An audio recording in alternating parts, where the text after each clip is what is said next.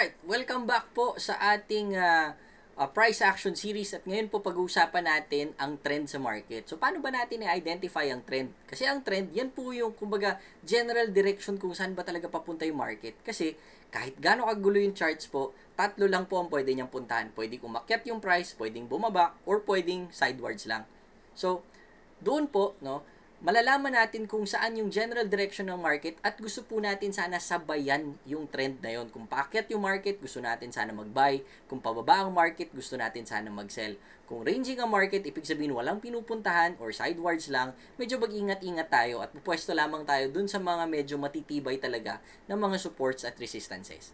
Tatlo lang naman po yung trend natin. No? Meron tayong tinatawag na uptrend, ibig sabihin paakyat yung price. Meron tayong tinatawag na downtrend, ibig sabihin pababa yung presyo. At meron din po tayong ranging market or sidewards market na ibig sabihin wala po siyang masyadong pinupuntahan po. So unahin po muna natin yung uptrend. No? Paano ba natin malalaman kung uptrend ba talaga ang market ngayon? Ngayon, kapag umaakyat yung market, no, hindi naman po din yan isang diretsong galaw. No? Parang supports at resistances natin, mapapansin nyo na umaakyat, bumaba, at yung pag ginawa po ng market yon, meron pong swings na nage-generate sa market. No? Kumbaga, makita nyo, umaakyat, tapos bumaba. So, yung mga dulo noon, ang tawag po natin doon ay mga highs at mga lows. No? Highs at lows. Highs, ibig sabihin yung mga nasa taas na nakikita natin na swing. Yung mga low naman po, yan yung mga nakikita natin nasa ilalim na swing. Ngayon, depende po sa itsura ng mga swings na yan at dun sa sequence po nila, no, kumbaga yung pag-ayos po nila, malalaman po natin kung nagte-trend yung market o hindi. So, kung uptrend po ang pinag-uusapan, dapat po ang makikita natin dyan ay higher low followed by a higher high. Ibig sabihin, meron kang low na mas mataas kaysa doon sa previous one, tapos yung high mo na susunod ay mas mataas din kaysa doon sa nauna. So, kung titingnan natin yung example po dito, umakyat yung market tapos binigyan po tayo ng high, bumaba po yung market dito at binigyan tayo ng low. Nung sumunod po, na tumuloy yung market pataas, mapapansin nyo na yung next high po ay mas mataas na kaysa dun sa nauna. So, ang tawag dyan ay higher high. At ibinigyan po tayo ngayon ng higher low. Kasi yung low na to, mas mataas dun sa nauna. Ngayon, ang kailangan po nating makita sa uptrend ay higher low, tapos higher high. So, ngayon, meron na tayo ngayong higher low. Kapag umakyat ulit yung market, at mas mataas ngayon kaysa dun sa previous high mo, kumbaga binasag niya yung previous high mo, ang mangyari po dyan ay meron na tayong bagong higher high. At kapag meron na tayong higher low followed by a higher high, yan po ay ang simula ng ating uptrend. So yan po yung start ng ating uptrend, pagbasag po ng previous high na yan.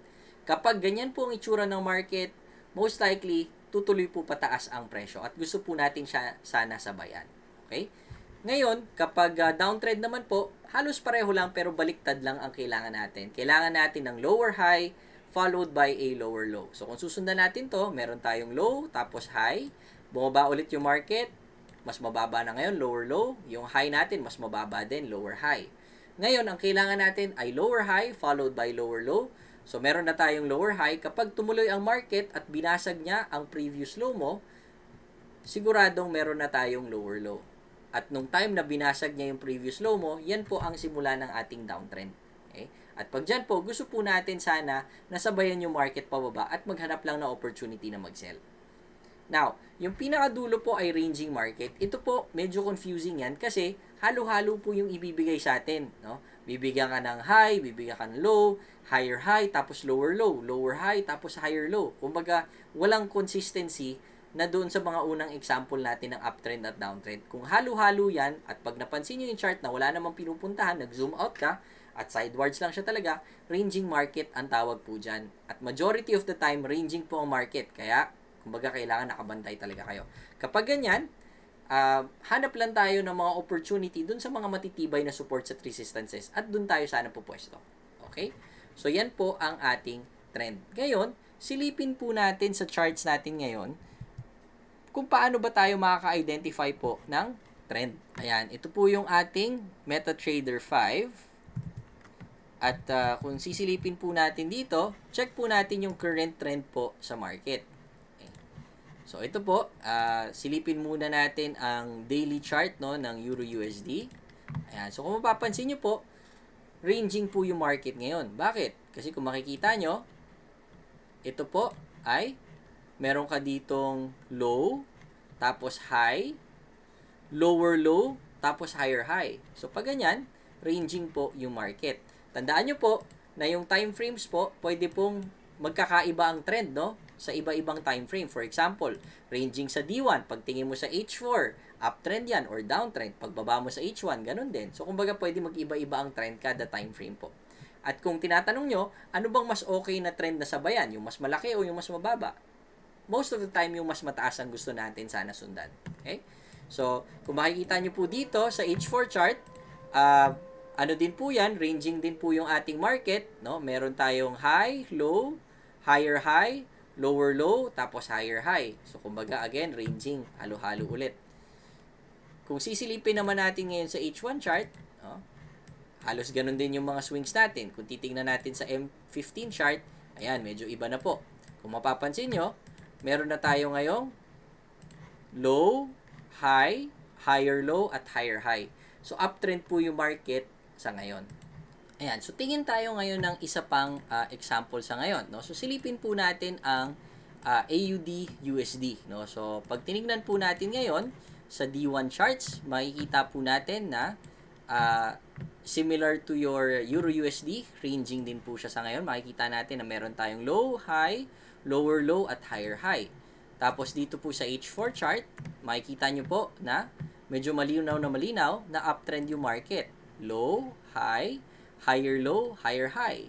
Higher low, same lang yung high, higher low, at higher high ulit. So tuloy-tuloy pa siyang nag-uptrend ngayon. At kung sisilipin naman natin sa M15 chart, tingnan natin, baka nag-change na po yung trend ng market. Dito po, makikita natin low, high, higher low, higher high. So as of now, trending yung market pa rin paakyat. Okay? And one final example, silipin lang po natin ang ito, Euro JPY para medyo maiba-iba naman po ng konti. Okay?